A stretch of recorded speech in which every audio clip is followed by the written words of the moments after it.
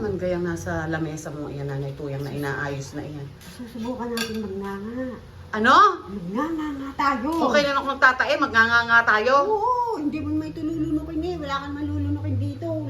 Laway, dudura mo yun. O ano nga yan? Ano nga yung mga ingredients ng nganga? Yan yung betel nut shoe sa Ingles, sa Tagalog, ang pagnanganga, ang pagpapupula ng muso, di ba? Oo, yung matatanda yung mga lola ko, ito ang inanonoong, inanganga. Oh, ito bunga. Ito ang bunga, ito ang muna, ito muna ang iyong ngangatain. Ngangatain mo lang ha, huwag mo lulunukin.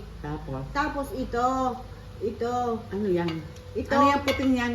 ito ay apog, ito ay mamin, ito ang mamin. Yan yung makapalang apog. Oo, dito, ito, Nanay Tuyang, isa lang naman na anong balutin mo. Sabi ko sa iyo eh. Isa lang dahil mapait yan eh. Hindi, ito, ayun, bunga, Mango na kumain? at sabay kita, kumain Ay, mo. sabayin mo tayo. Bakit ako lang? Bakit ako papakainin mo to? Baka mamaya mautas ako. Hindi, di sabay kita mga uutas ngayon, makikikiki matigas na dito ang dalawa. Hindi ba pwedeng mayaman na lang ako? Wag, mamaya yung bayabas, maganda yung bayabas. O, sige, nata. Taka lang. Ito, ito Bunga muna. Hindi. Ito, ano ito? Mamin at apog. Ang dahon, mamin. Mamin, ang tawag diyan. Ano ba nakakabili nito? Dinayo pa natin yan sa Batangas City. Sa lumang palengke. Sa lumang palengke. O, ngata. Ito, ano to? Bunga. Ito, bunga. Bunga. Anong lasa nito? Ay, titikman mo. Pupula ba ang labi ko nito kahit di ako mag-lipstick? Oo. Patinipin mo mapula. Mapait Nanay Tuyang, utang na loob ah. Wag mo na. Hanggang. Nanay Tuyang, Wag parang... mo lang. Iyong ikain mo, sabay mo. Sabay mo.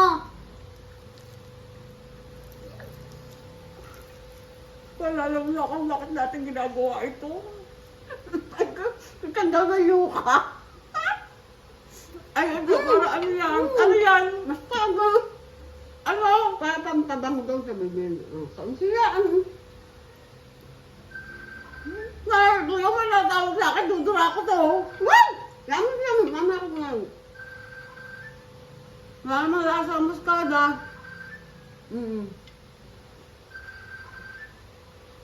Pagtamaan mo yung mukha ito? Pagkagugula.